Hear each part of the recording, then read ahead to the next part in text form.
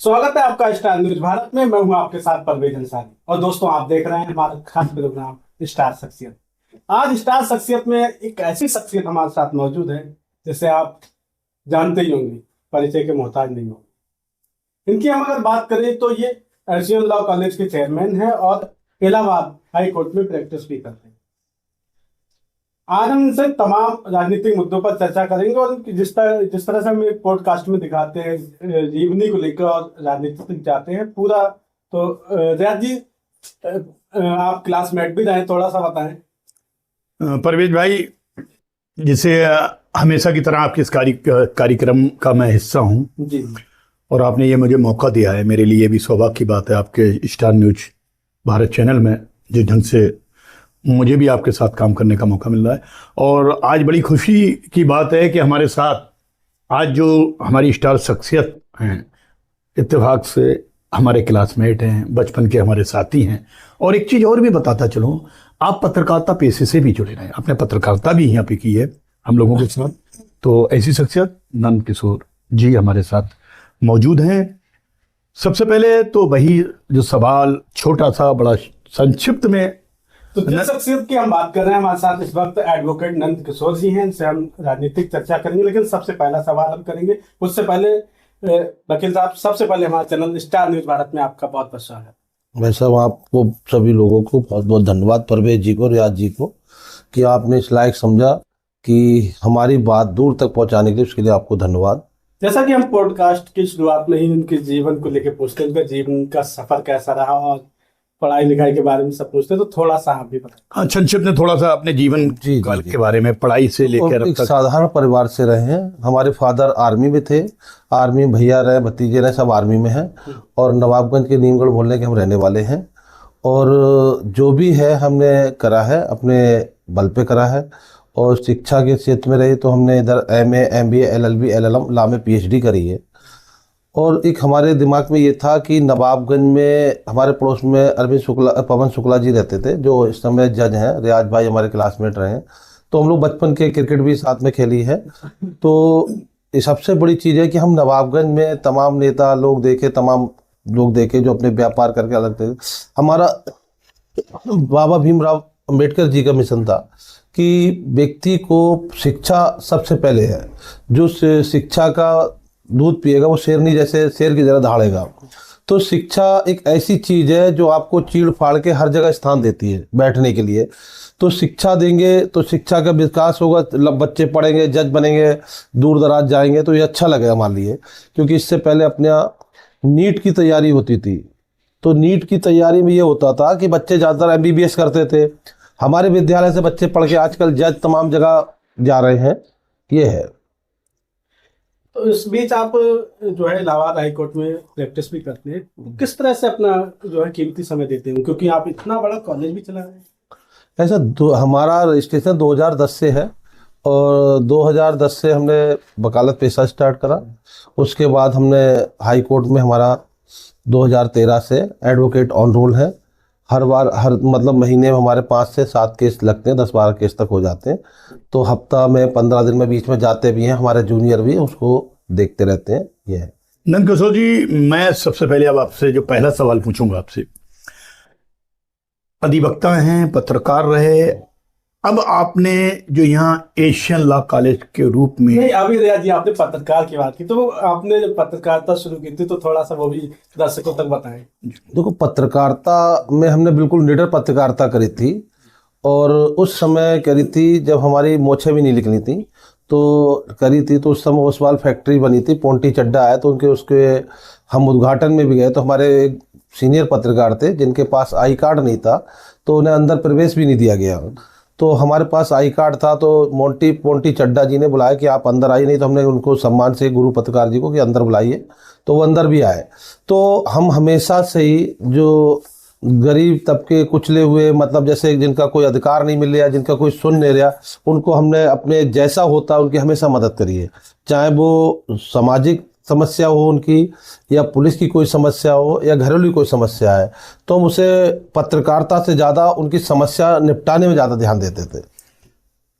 परवेज भाई, चूंकि पत्रकारिता की बात चल रही है, आपने कहा निडर पत्रकारिता करते थे, नंद प्रकाश जी, वो दौर था, उस टाइम हम निडर होकर पत्रकारिता कर सकते थे। आज पत्रकारिता पर ही सबसे बड़े सवाल खड़े हो रहे हैं।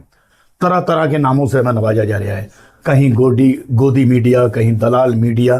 तो आप चूंकि पत्रकारिता का हिस्सा रहे, सुनकर बड़ा अजीब लगता है।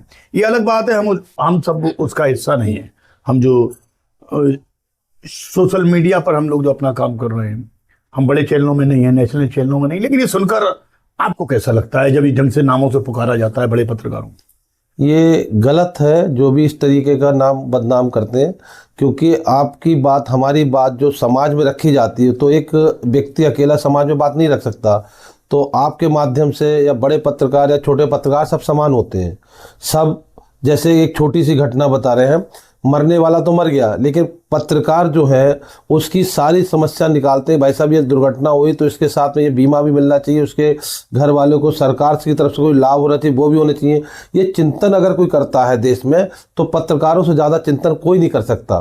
कि चिंता जो करते हैं, और इस चीज़ से ये भी लाभ मिलता है कि जो छोटी सी बात, जो नीचे पायदान पर व्यक्ति बैठा हुआ है, उस तक बात आप पहुँचाते हैं। तो ये बहुत गंभीर विषय है। लेकिन सवाल तो ही है कि आज पत्रकारिता के स्तर में कमी आई है, गिरावट देखी जा रही है।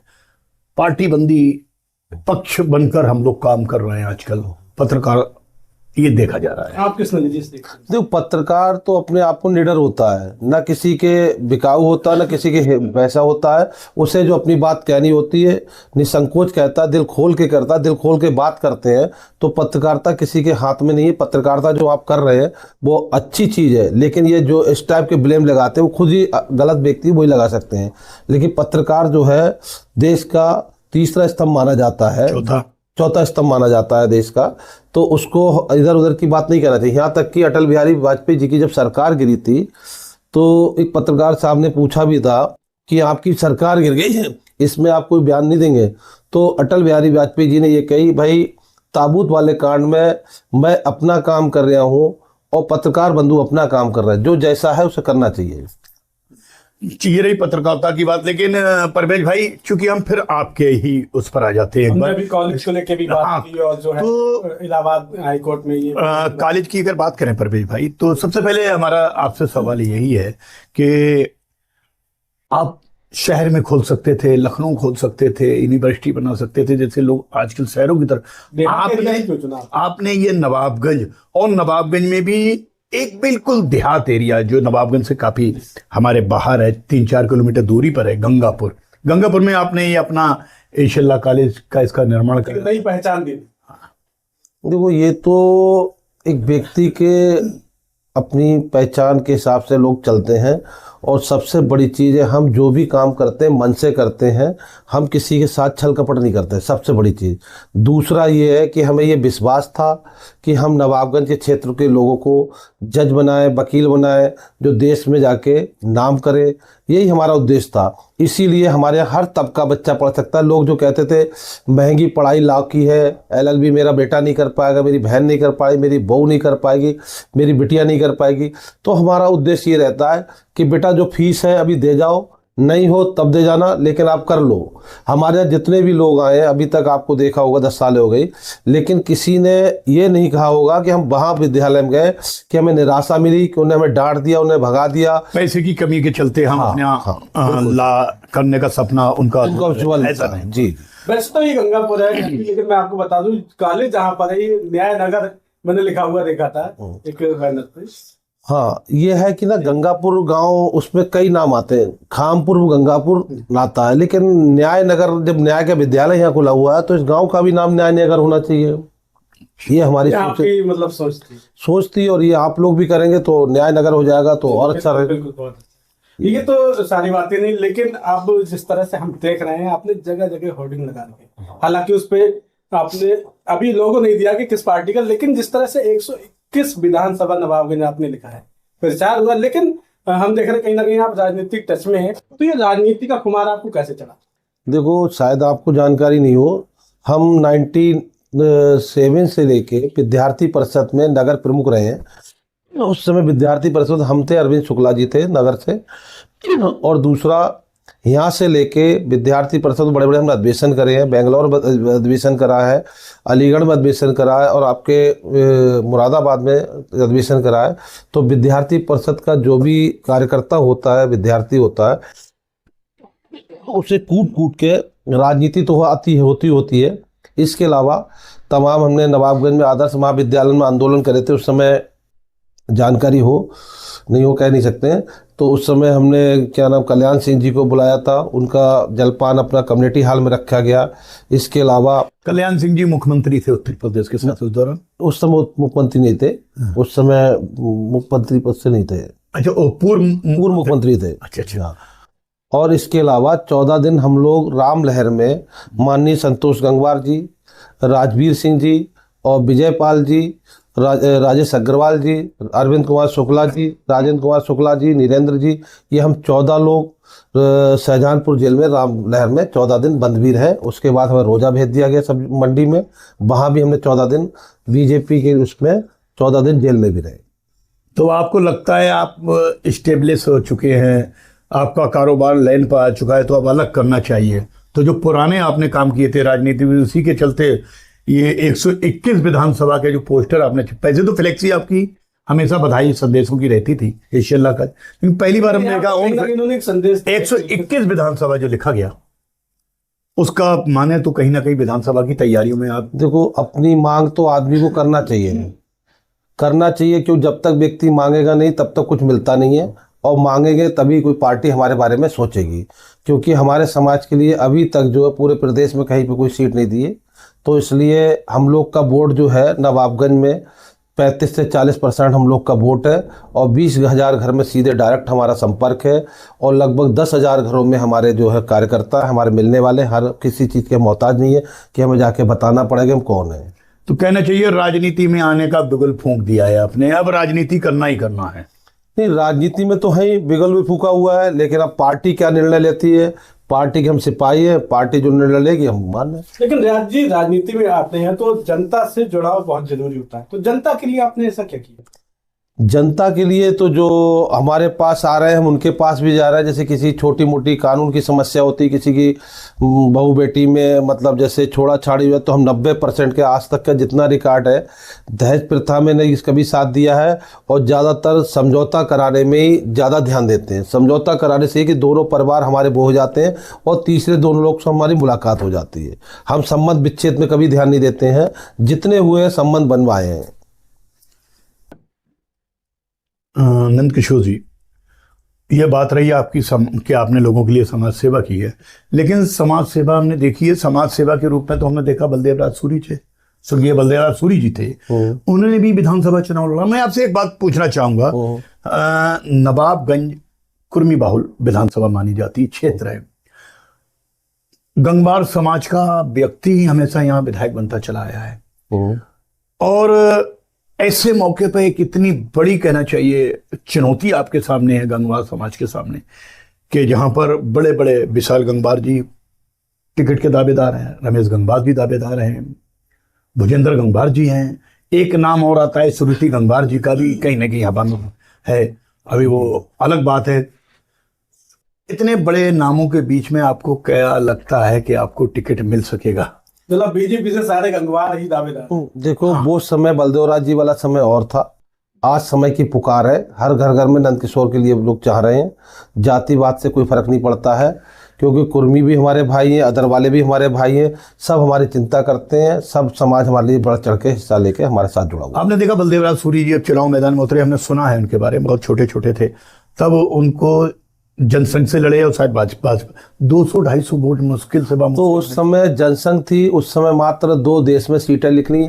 आज मोदी योगी की पुकार है, कोई भी कहीं से आके कहीं से लड़ ले, कहीं कोई दिक्कत नहीं है।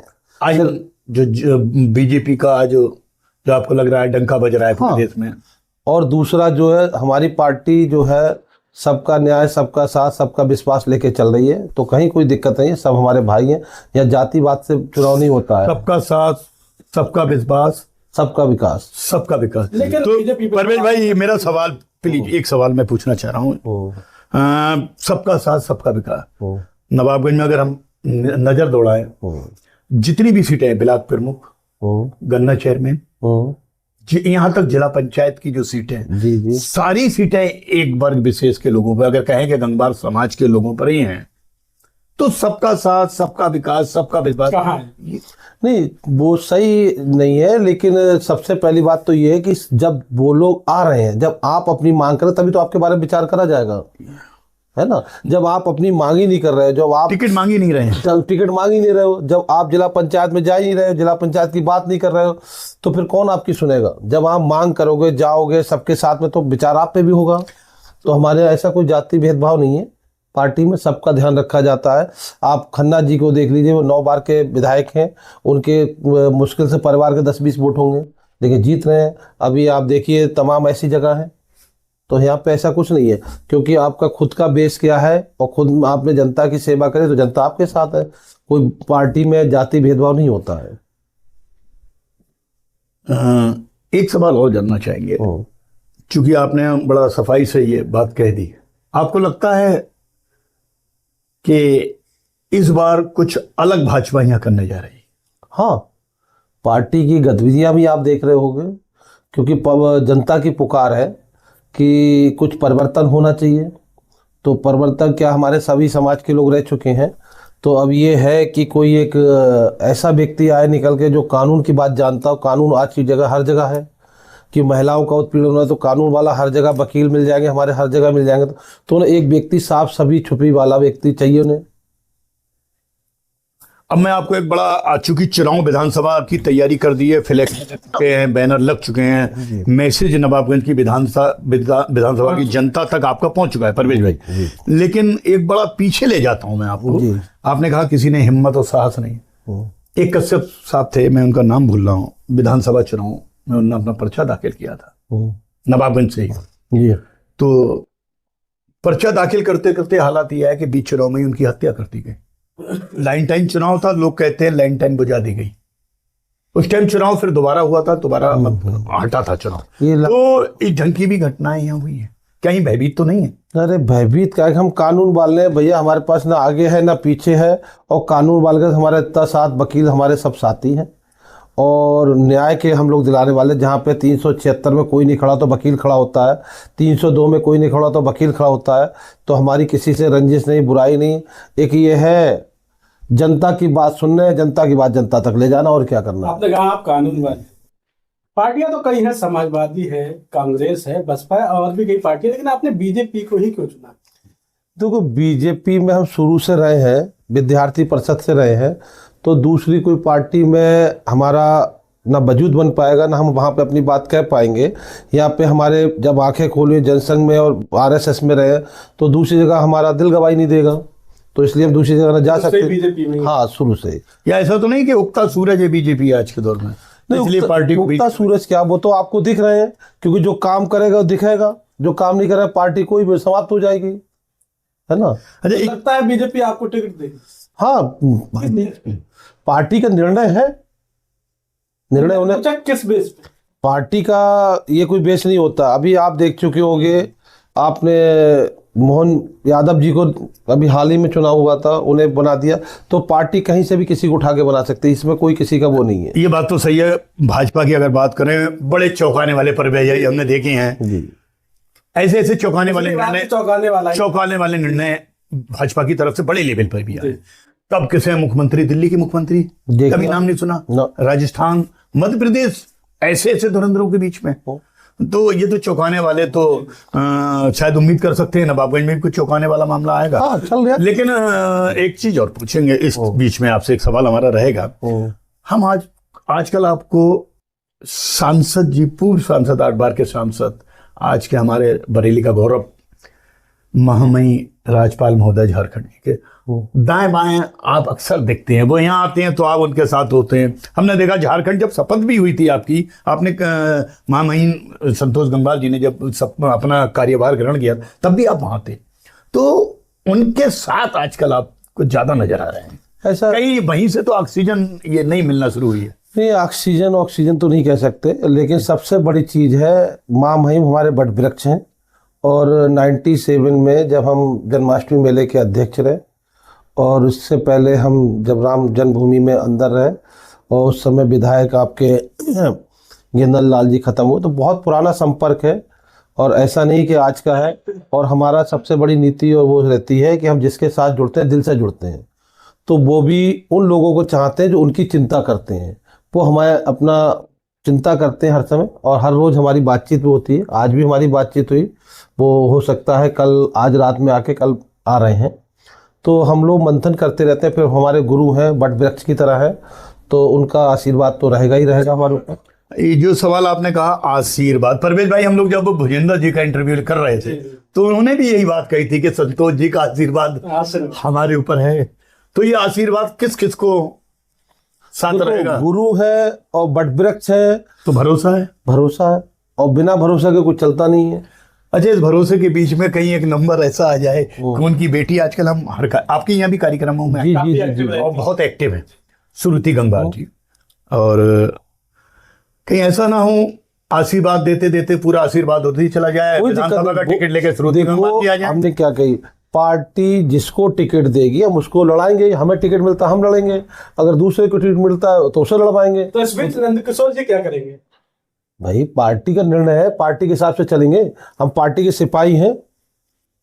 अच्छा, पार्टी के सिपाही है, ठीक है, लेकिन लोग कहते हैं पढ़े लिखे विधायक होना चाहिए, पढ़े लिखे लोग राजनीति में आए। आज तो हमारे विधायक जी हैं बहुत पढ़े लिखे हैं, डॉक्टर जब उनके नाम के पहले बहुत सीनियर डॉक्टर हैं, MBBS डॉक्टर हैं, और वो विधायक हैं। तो जनता को क्या जरूरत पड़ी कि एक पढ़े लिखे को हटा के दूसरे पढ़े लिखे? मांग भी थी नगर का विधायक होना चाहिए। नहीं, पढ़े लिखे को हटाकर दूसरा पढ़ा लिखे लाए, पढ़ा लिखे को ढूंढे। नहीं, कुछ ऐसा होता है, ये तो पब्लिक की डिमांड है। पब्लिक किसे चाहती किसे नहीं चाहती, ये तो उन पर निर्भर करता है। और दूसरा, डॉक्टर साहब भी बढ़िया व्यक्ति हैं, हमारे बड़े भाई की तरह हैं, ऐसा कुछ नहीं है। तो पब्लिक की जो पार्टी जिसे चाहती है उसे होती है। टिकट मांगने का सबको अधिकार है, टिकट मांगने का सबको अधिकार है, आप मांग सकते हैं, आप लड़ सकते हैं, कोई ऐसी बुराई नहीं है।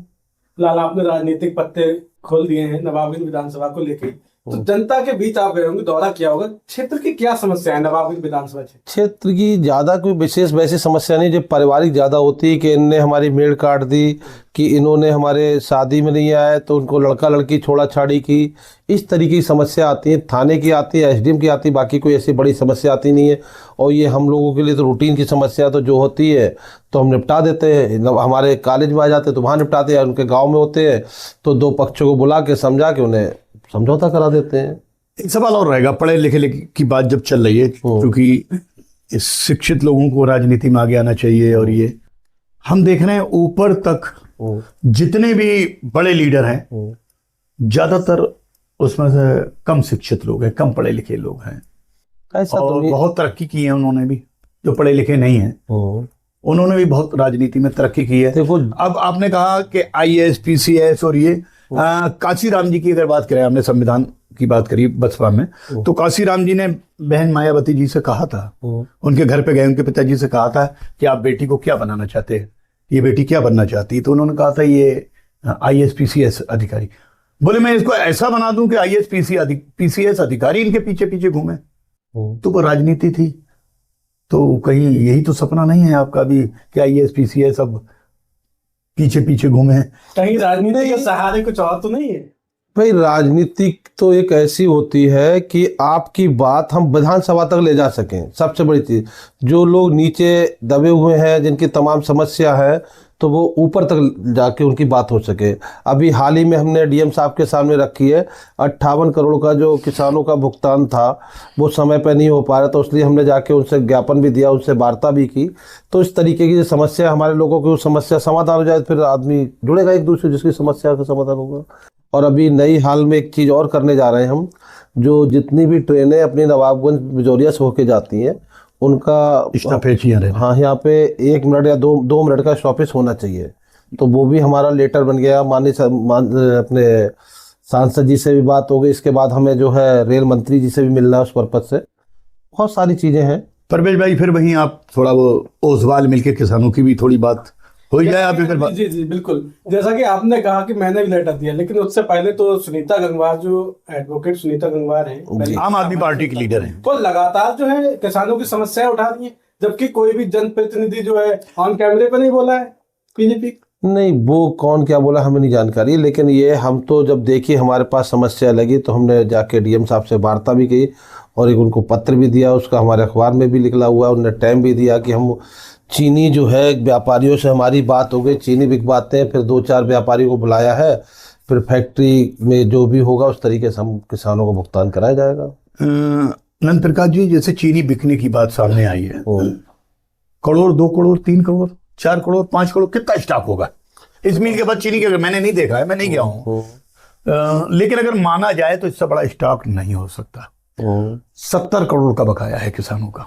सांसद हमारे, विधायक हमारे का मतलब आपकी पार्टी, आपने विधायक जी की भाजपा बात का उन्होंने कहा था मैं परवेज भाई एक प्लीज एक सवाल, थोड़ा सा काटते हो आप। विधायक जी आपके, सांसद आपके, दोनों ब्लॉक प्रमुख आपके, नवाबगंज के चेयरमैन आपके, जिला अध्यक्ष आपके, सारे एमएलसी आपके जी, फिर भी करे किसान इतना परेशान क्यों है? देखो किसान की परेशानी है, जायज है, ये परेशानी नहीं होना चाहिए। और सबसे बड़ी चीज़ है कि कोई भी इंडस्ट्रीज होती है उस पर फाइनेंस से है, किससे है, उसकी अपनी पर्सनल समस्या है। और पर्सनल समस्या पे ये है कि वो कब फैक्ट्री बिकेगी, कई बार नीलामी भी डीएम साहब लगवा चुके हैं। जब ग्राहक मिलेगा तभी तो पैसा आ पाएगा, वरना कि सरकारी खजाने से कौन किस बेस पे देगा तो तभी जब बिक जाएगी या उसका माल कहीं ना कहीं होगा। ये है, जैसे उसका कोई निस्तारण हो जाएगा किसानों का। तो फिर किसान की हितैषी पार्टी का हो रही भाजपा। यहाँ का किसान परेशान है।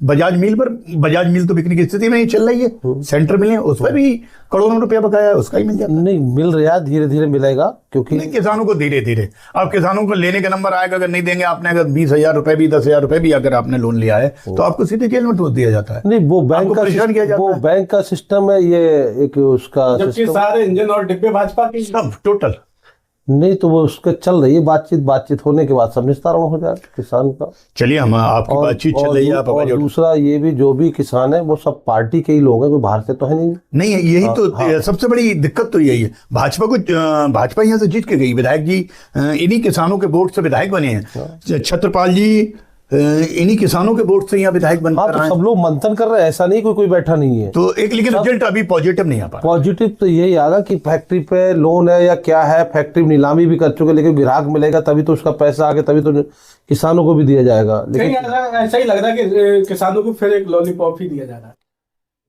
अब लॉलीपॉप आप अपनी भाषा में कह सकते हैं, लेकिन पैसे का काम तो पैसे से चलेगा, है ना। 2 साल एक लंबा समय बीता, अब भाई भी कुछ नहीं। पैसा जब व्यक्ति यहाँ पे है ही नहीं तो उसको नीलामी कर सकते हो, उसको पकड़ के बैठा सकते हो, पैसे का काम तो पैसे से चलेगा। नंद किशोर जी, एक और सवाल, चूंकि आपके जवाब से ही मैंने सवाल निकाला है। आपने कहा हमने रेलवे स्टॉपेज, यहाँ पर रेलों के स्टॉपेज होना चाहिए बिजोरिया स्टेशन पर। ये आवाज आपने उठाई है, आपने लेटर दिए, बाकी जनप्रतिनिधि क्या कर रहे हैं? बाकी हमें नहीं पता। हमें लगती है कि हमारे बच्चे और हमारी नवाबगंज की जनता जो इधर लटक के जा रही, बस पे जा रही, रोडवेज की भी अभी तक कुछ नहीं हो पाया नवाबगंज में। वही बात है। तो ये समस्या लग रही है कि भाई हम कुछ कर सके, तो इसलिए कहीं कहीं हमें जाके वार्ता करनी पड़ती है। तो इसमें कोई बुराई नहीं है, चाहे आप भी उसमें आप भी खेल रहे हैं। खेल के मैदान हुआ करते थे, गायब हो गए, खत्म हो चुके सारे नेता हमारे, और खेल के मैदान गायब। कहीं खेलने का बच्चों के लिए, आज की युवा पीढ़ी के लिए, कि खेलने के लिए ग्राउंड नहीं दे पा रहे हैं। आप लोग क्या कर रहे हैं? नहीं है तो ग्राउंड अपना रामलीला इतना बड़ा ग्राउंड हो नहीं, फौजी नहीं खेलने, वो फौज का नहीं खेलने देते हैं, आपको जानकारी नहीं, फौज वालों ने। और दूसरा अपना ये भी है, बिजोरिया ग्राउंड की दोसा अगर जाए आप, रोज डेली जाना होता है, जरा नजर मान लें कि वहां पर कोई बच्चा दौड़ेगा, उसका पैर दूसरे दिन टूट जाएगा, इतने गड्ढे हैं दिया। तो बस यही है, नवाबगंज तहसील में अगर कुछ आप लोग अच्छा कराते तो हम उस पर विचार करेंगे। वहीं आ रहा हूं मैं। ये सारी समस्या के रेलवे की आवाज आप उठा रहे हैं, किसानों के लिए आप आवाज, तो आपको लग रहा है अच्छा नहीं हो रहा है, इसीलिए आप सोच रहे हैं कि अब हमें भी राजनीति में उतर के कुछ करना चाहिए, जनता की सेवा करना चाहिए। और जनता की सेवा में हमारा सबसे पहले लक्ष्य तो ये है कि अगर होता है तो हम यहाँ के बच्चों को, इससे पहले नीट और तमाम चीज़ की कोशिश कर रहे थे, कर भी रहे, पास हो रहे हैं। हम यहाँ आईएएस और पीसीएस और पीसीएस की बच्चों के लिए निःशुल्क एक कोचिंग चलाएंगे, जो बच्चे यहाँ से एक, जैसे अभी कभी कभार आता है, एक देवरिया साइड में कोई गांव है, वहाँ 65 लोगों की 70 मकान है और 65 लोग वहाँ आईएएस बने हुए हैं। तो इसी तरीके से हम लोग भी यहाँ पे कुछ ऐसा कर सकें जो हमारे नवाबगंज का नाम पूरे इंडिया में हो। जिस ढंग से मेडिकल के क्षेत्र में जी, डॉक्टर युवाओं ने यहाँ के तो ये हमारा विचार है और अंदर से भावना भी है कि बच्चे जब यहाँ से शिक्षित होकर जाएंगे तो अच्छा लगेगा, ना कि ये लगेगा कि पता चला उस पर तमाम तरीके के जुल्म करा के वैसे करा के उन पर उत्पीड़न करा जाए, वो नहीं होना चाहिए। लंबा पॉडकास्ट हो गया। छोटा सा एक सवाल परवेज भाई कर दूं, मैं अपनी बात खत्म करूंगा। तो बहुत जल्दी ही एक नंद किशोर जी की तरफ से हम देखेंगे भाजपा के एक बड़ा सम्मेलन यहाँ देखने को मिल सकता है।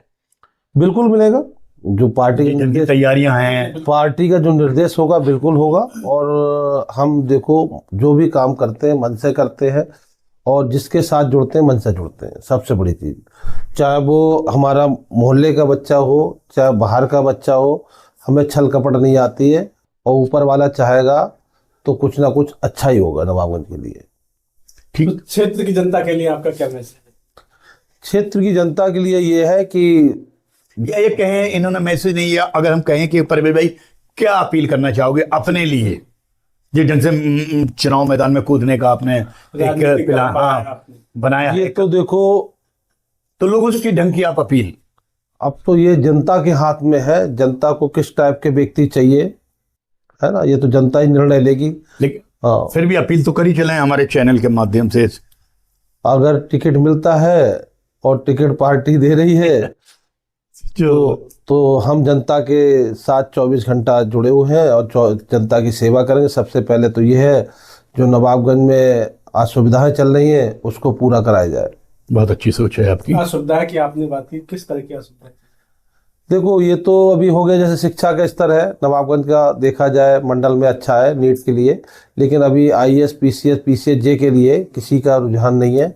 तो हम सोचते हैं कि उसमें एक कोचिंग खुलवाई जाए ताकि यहाँ का बच्चा पढ़ लिख के आगे आईएएस पीसीएस में भी जाए और छोटे रोजगारों में भी जाए, यहाँ इंडस्ट्रीज वगैरह फैक्ट्री उक्ट्री लगवाई जाए ताकि यहाँ का रोजगार व्यक्ति को मिलता रहे। मेन ये है, जब रोजगार मिलेगा तो बेफालतू की चीज़ें नहीं होंगी हमारे कस्बे में। बहुत बहुत धन्यवाद अपना स्टार न्यूज भारत को कीमती समय देने के लिए। आप लोगों ने इस लायक समझा तो आप लोग को सबको तहे दिल से धन्यवाद। नवाबगंज विधानसभा क्षेत्र वासियों को धन्यवाद कि आप हमारी बात ध्यान से सुन रहे हैं, हमारी बात वहाँ तक आपके द्वारा पहुँच रही है। जिस किसी की अगर कोई समस्या आती भविष्य में तो हम कानूनी सलाह उन्हें निःशुल्क देना चाह रहे हैं, किसी प्रकार की समस्या लगती है तो स्टार शख्सियत में ये थे हमारे साथ एडवोकेट नंद किशोर जी। इनसे हमने जो है तमाम राजनीतिक मुद्दों को लेकर जो है चर्चा की और इन्होंने राजनीति में पहल कर दी, अपना कदम बढ़ा दिया है और आने वाली 2027 को लेकर जो है विधानसभा के टिकट के दावेदार है बीजेपी से। तो जनता का किस तरह से प्यार मिलता है या जनता के बीच ही किस तरह से पहुंचते हैं तो आने वाला वक्त ही बताएगा।